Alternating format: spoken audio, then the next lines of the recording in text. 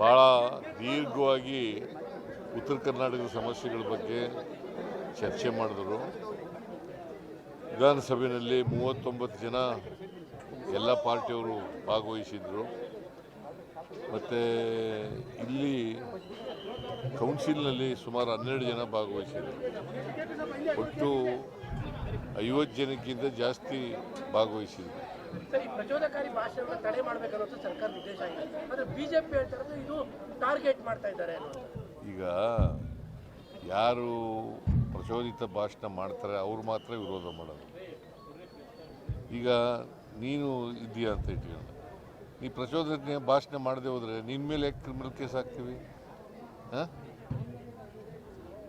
ಯಾರು ಪ್ರಚೋದನೆ ಕೂಡಿರ್ತಕ್ಕಂಥ ಭಾಷಣ ಮಾಡ್ತಾರೆ ಅವರು ವಿರೋಧ ಮಾಡ್ತಾರೆ.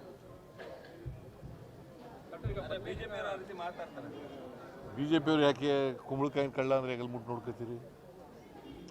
ನೀವು ಯಾಕ್ರಿ ಕುಂಬಳಕಾಯಿನ ಕಳ್ಳ ಅಂತಂದರೆ ಬೆನ್ನು ಮುಟ್ಟುಗಳದು ಹೆಗಲು ಮುಟ್ಟುಗಳದು ಯಾಕೆ ಮಾಡ್ತಾ ಇದ್ದೀರಿ? ಇದು ಎಲ್ರಿಗೂ ಅಪ್ಲೈ ಆಗುತ್ತೆ. ನಮ್ಮ ಪಾರ್ಟಿಯವ್ರಿಗೂ ಅಪ್ಲೈ ಆಗುತ್ತೆ, BJP-ಅವ್ರಿಗೂ ಅಪ್ಲೈ ಆಗುತ್ತೆ, JDS-ನವ್ರಿಗೂ ಅಪ್ಲೈ ಆಗುತ್ತೆ, ಬೇರೆ ಪಾರ್ಟಿಯವ್ರಿಗೂ ಕಮ್ಯುನಿಸ್ಟ್ ಪಾರ್ಟಿಯವ್ರಿಗೂ ಅಪ್ಲೈ ಆಗುತ್ತೆ. ಸೊ ಅದರಿಂದ ನೀವು ಯಾಕೆ ಇದನ್ನು ವಿರೋಧ ಮಾಡ್ತೀರಿ?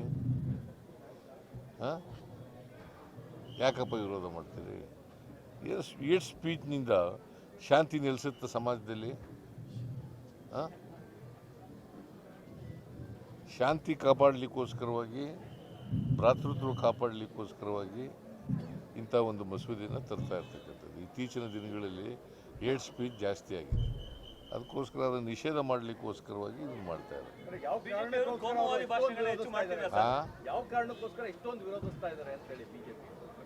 ಅಂದರೆ BJP-ಯವರು ಪ್ರಚೋದನೆ ಭಾಷಣ ಮಾಡ್ತಾ ಇದ್ದಾರೆ ಅಂತ ಅದರ ಅರ್ಥ ಅಲ್ವಾ?